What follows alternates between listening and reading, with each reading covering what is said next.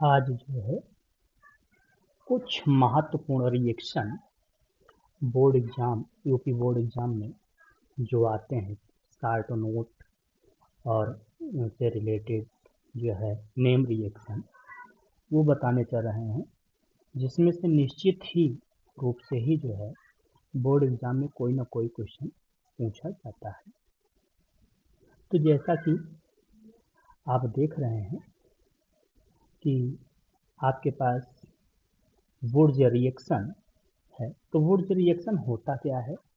वुर्ज reaction वो है जब किसी भी एल्किल हैलाइड के अणुओं को हम शुष्क ईथर की उपस्थिति में सोडियम धातु के साथ अपकृत करते हैं तो एल्केन प्राप्त होती है। इसी अक्रिया को हम क्या कहते हैं? वुर्ज अक्रिया कहते हैं। मतलब जैसे कि आप यहाँ पे देख रहे हैं आर एल्किल ग्रुप है, मतलब किसी भी आर के साथ कोई भी हाइड्रोजन लगा है तो ये एल्किल हैलाइड इसको हम कहते हैं। और एल्किल हैलाइड के दो मॉलिक्यूल लेंगे, इसके बीच में हम सोडियम को रखेंगे तो यहाँ से ये हाइड्रोजन को लेकर के क्या होगा, पृथक हो जाएगा और दोनों आपके ड्राई ईथर की उपस्थिति में आर और आर मिल जाएंगे। तो इसी आर को हम क्या कहते हैं? एल्केन कहते हैं। ये आपका एल्केन मिल जाएगी और सोडियम हाइलाइड बनेगा। इस अक्रिया को हम क्या कहते हैं? वुर्ज अक्रिया कहते हैं। तो इस प्रकार से आप वुर्ज अक्रिया की डेफिनेशन प्राप्त कर सकते हैं कि इसको वुर्ज अक्रिया में जब किसी भी एल्किल हैलाइड के दो अणुओं को ड्राई ईथर की प्रेजेंस में सोडियम मेटल के साथ रिएक्ट कराया जाता है तो प्राप्त क्या होता है? प्राप्त होता है आपका एल्केन और सोडियम हाइलाइड बनती है। ठीक इसी प्रकार से अब यक्स के स्थान पे कोई भी एल्किल ग्रुप आप ले सकते हैं, सॉरी कोई भी हाइड्रोजन आप क्लोरीन, ब्रोमीन, आयोडीन इनमें से ले सकते हैं और आर के स्थान पे मेथिल, एथिल, प्रोपिल ग्रुप ले सकते हैं। तो इस प्रकार से आपको प्राप्त हो जाएगा। वुर्ज फिटिंग अक्रिया, देखिए वुर्ज अक्रिया वुर्ज फिटिंग अक्रिया दोनों अलग अलग हैं। वुर्ज फिटिंग अक्रिया में एक एल्किल ग्रुप होता है, ये एल्किल ग्रुप है, और ये एरिल ग्रुप होता है। मतलब यहाँ एरोमेटिक कंपाउंड होता है जो हाइड्रोजन के साथ जुड़ा होता है और यहाँ कोई एल्किल ग्रुप होता है जो हाइड्रोजन के साथ जुड़ा होता है। तो इसमें एल्किल एरीन बनती है। आर जो है जब एल्किल ग्रुप के साथ जुड़ता है तो इसको कहते हैं एल्किल एरीन। तो जैसे बेंजीन के साथ ये देख रहे हैं आप, बेंजीन आयोडाइड है, ये मेथिल आयोडाइड से रिएक्ट किया, बन गया टालुइन। तो ये एल्किल ग्रुप है और ये एरिल ग्रुप, इसको एरिल ग्रुप कहते हैं। तो इस प्रकार की अक्रिया को हम कहते हैं वुर्ज फिटिंग अक्रिया। इसी प्रकार से फिटिंग अक्रिया होती है। फिटिंग अक्रिया में क्या है, यहाँ पे नहीं दिया गया है फिटिंग अक्रिया। फिटिंग अक्रिया में दोनों एरिल ग्रुप जो है एक एरिल हैलाइड और फिर सोडियम मेटल और फिर एरिल हैलाइड, ये जो है रिएक्ट करते हैं तो ये दोनों हैलोजन, ये एरिल हैलाइड अलग हो जाता है, दो एरिल हैलाइड आपस में जुड़ जाते हैं ये जो है, तो इसको हम कहते हैं फिटिंग अक्रिया।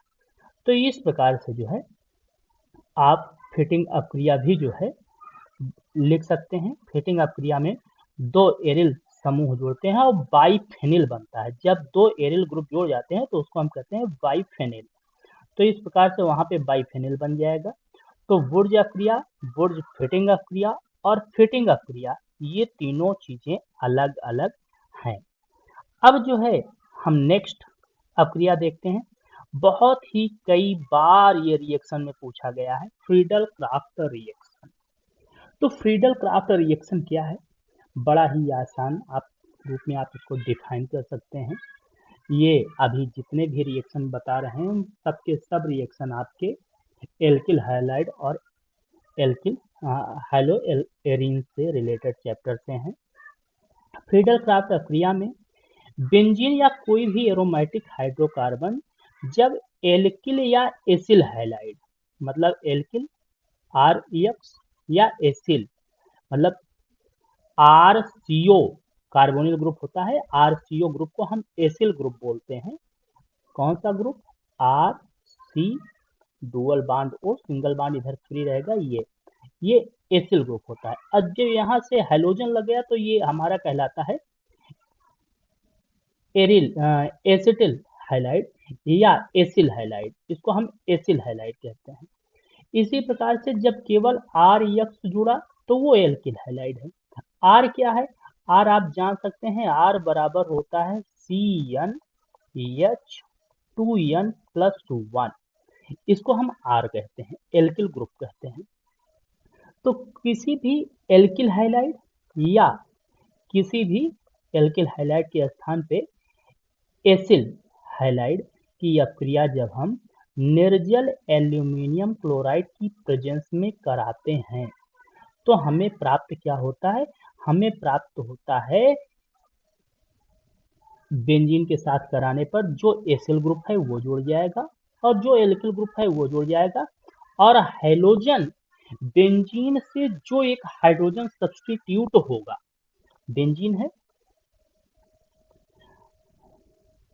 बेंजीन, इस बेंजीन से जो है जो भी हाइड्रोजन लगा है वो यहाँ जो बेंजीन पे हाइड्रोजन है,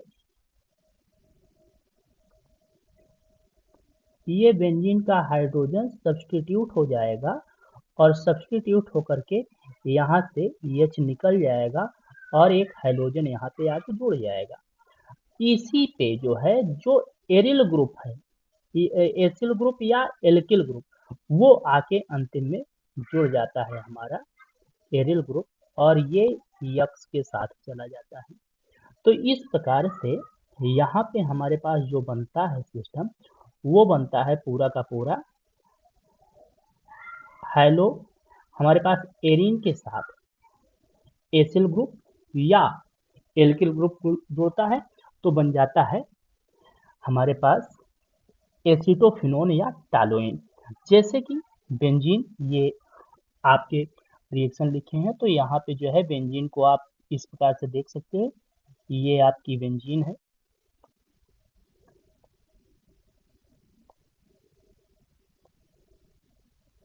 ये बेंजीन रिंग हो जाएगी। इस बेंजीन रिंग पे हम रिएक्शन कराएंगे, आपके पास आर, आर मतलब आर यक्स का प्रेजेंस में सेम निर्जल एल्यूमिनियम क्लोराइड रहेगा, बनेगा क्या हमारे पास? ये बेंजीन, और बेंजीन में जो है हमारे पास जुड़ जाएगा आर और प्लस यक्स एच के साथ जुड़ जाएगा, जो हाइड्रोजन यहाँ से सब्स्टिट्यूट हुआ उस हाइड्रोजन के साथ ये जुड़ जाएगा। सेम इसी प्रकार से जब हमारे पास एरिल ग्रुप रहे, एसिल हाइलाइड रहेगा, तो एसिल हाइलाइड वाले टर्म में हम यहाँ पे क्या करेंगे? यहाँ पे ग्रुप चेंज कर देंगे, एसिल हाइलाइड हमारा क्या हो जाएगा? एसिल हाइलाइड हो जाएगा RCO यक्स। अब यहाँ पे हमारे पास ग्रुप जुड़ जाएगा RCO का, ये RCO का ग्रुप जुड़ेगा तो RCO का जो ग्रुप जुड़ेगा वो इस प्रकार से जुड़ेगा, हमारे पास ये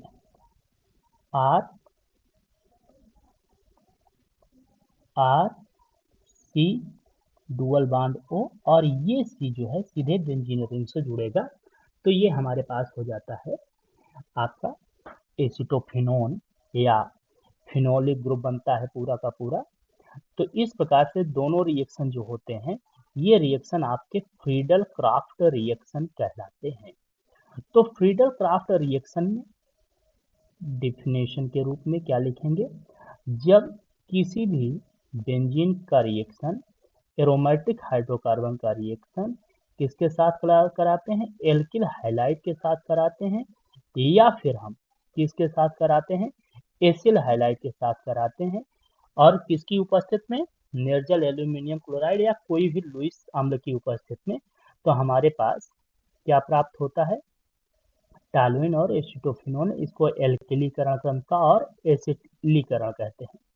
फिर बात आती है कैनिजारो रिएक्शन, बड़ा ही इंपॉर्टेंट है कैनिजारो रिएक्शन, कई बार ये भी बोर्ड में पूछा गया है।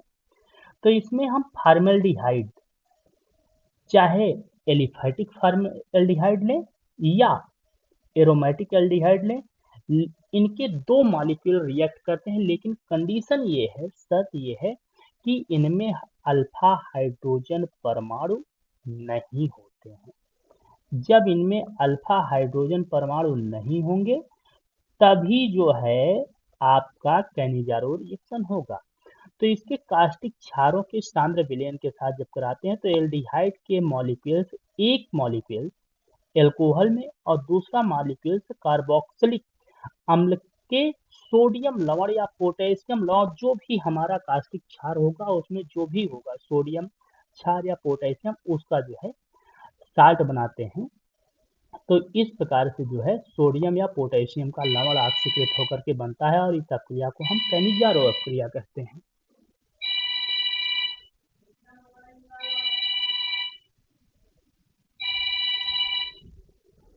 इसके बाद जो है हमारा जो है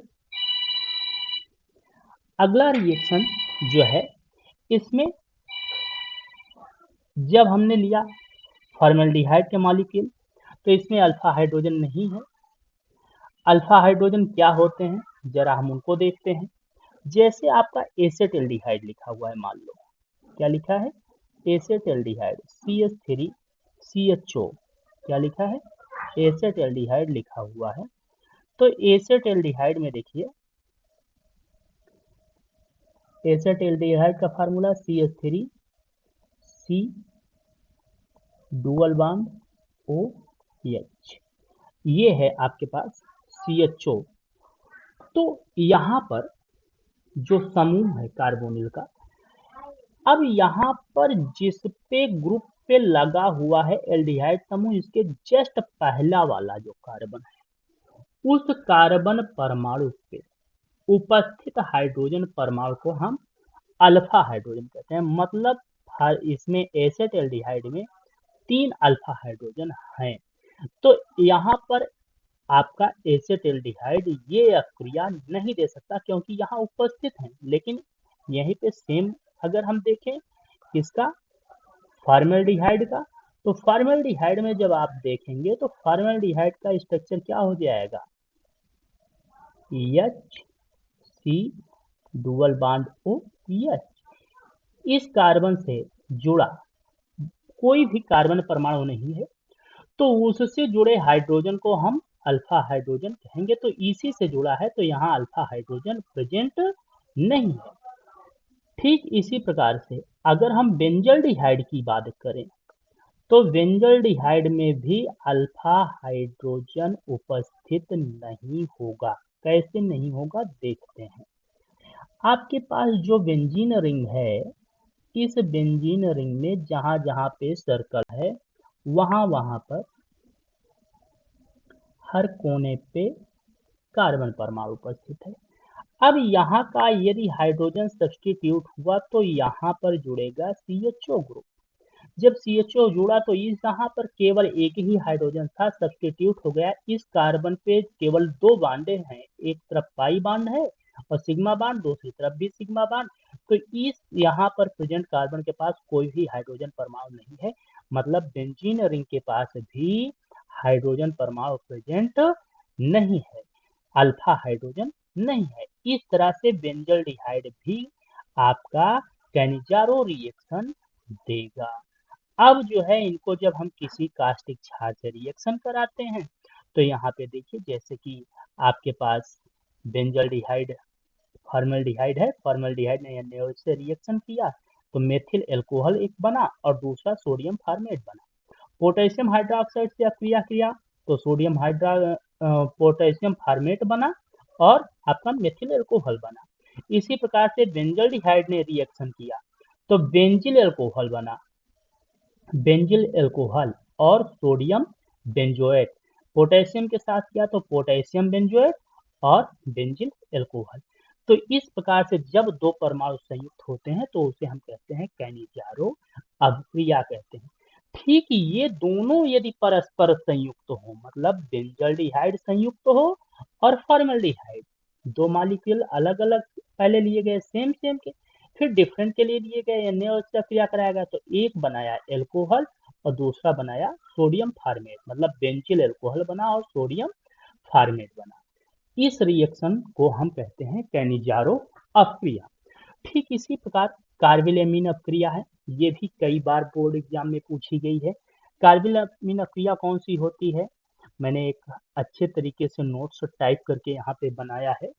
तो कार्बिल अपक्रिया के लिए देखते हैं क्या है। वह क्रिया जिसमें एक एलिफैटिक या एरोमेटिक प्राइमरी एमीन हो, प्राथमिक एमीन हो, जैसे कि एनिलीन है, एथिलेमीन है या मेथिलेमीन है, इनको जो है हम प्राइमरी एमीन के रूप में मानते हैं।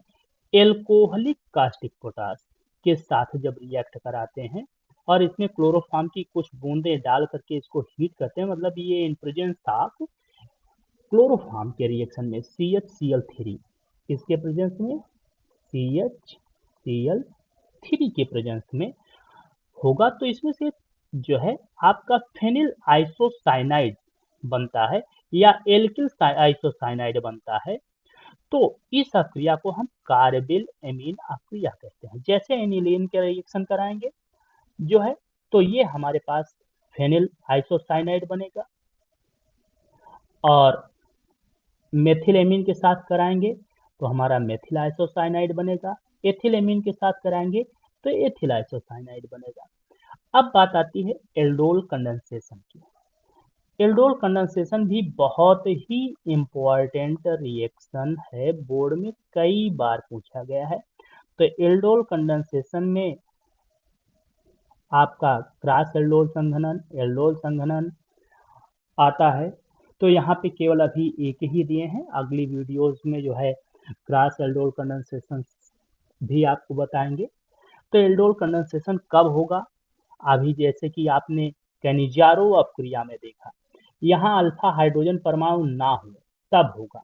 जस्ट इसके विपरीत एल्डोल कंडेंसेशन कहाँ पर होगा, जिसमें अल्फा हाइड्रोजन उपस्थित हो वही करेगा, बाकी नहीं करेंगे। अब वे अक्रिया जिनमें कार्बोनिल होगी, कार्बोनिल ग्रुप में क्या प्रेजेंट हो, अल्फा हाइड्रोजन, तो ऐसे दो अणु समान रूप से करेंगे तो एल्डोल, असमान अणु करते हैं तो हमारे पास क्रॉस एल्डोल संघनन होता है, वो बाद में बताएंगे।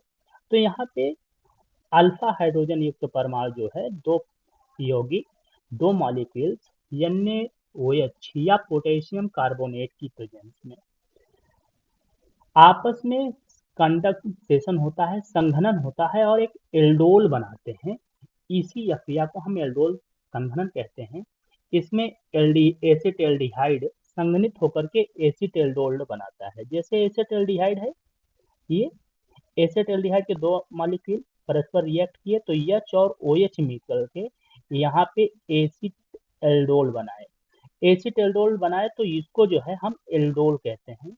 ठीक है, इसका अगर IUPAC नाम करेंगे तो इधर से नंबरिंग करेंगे, ये 1 हो जाएगा, ये 2 हो जाएगा, ये 3 हो जाएगा, तो ये आपका हो जाएगा 2 हाइड्रोक्सी, यहाँ से नंबरिंग होगी 1 2 3 4, तो आपके पास 3 हाइड्रोक्सी, इधर से चलेंगे तो 3 हाइड्रोक्सी आपका, और 4 कार्बन के लिए ये 1, ये 2, ये 3 और ये 4, 4 के लिए तो ब्यूटेनल, इसका नाम हो जाएगा 3 हाइड्रोक्सी ब्यूटेनल, और वैसे नाम इसका होगा एसिटेल्डोल या एल्डोल।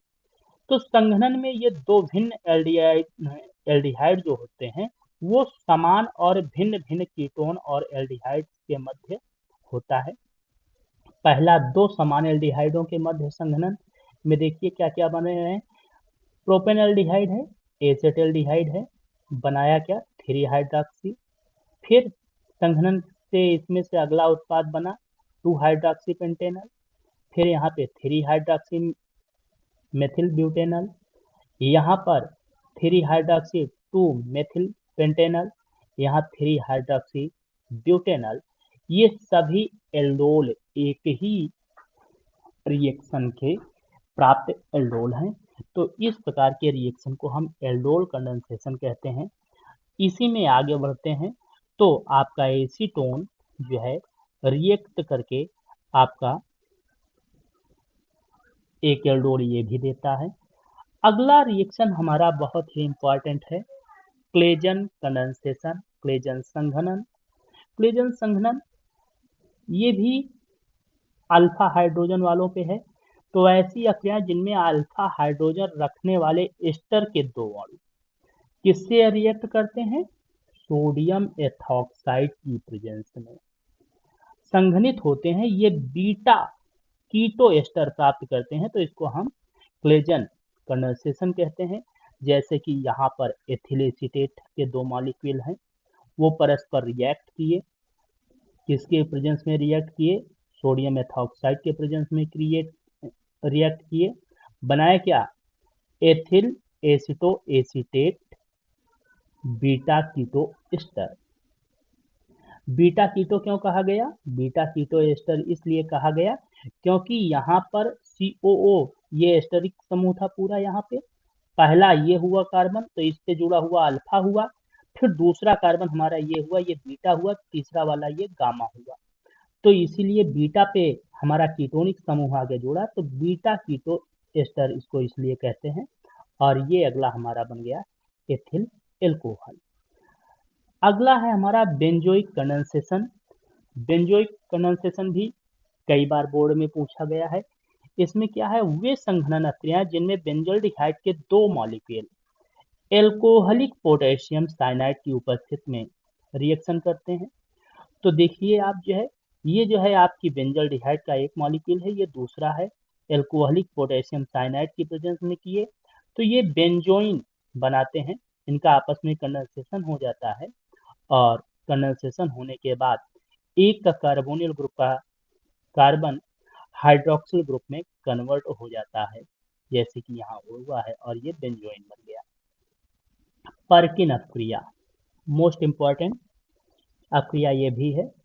पर्किन रिएक्शन क्या होता है, पर्किन रिएक्शन वे अपक्रियाएं जिनमें एरोमेटिक एल्डिहाइड या एलिफेटिक मोनोकार्बोक्सिलिक अम्ल के निर्जल लवण की प्रेजेंस में जब इनकी एनहाइड्राइड के उच्च ताप पर अपक्रिया अल्फा बीटा मोनो असंतृप्त कार्बोक्सिलिक अम्ल से प्राप्त होते हैं, तो इस अपक्रिया को हम पर्किन अपक्रिया कहते हैं।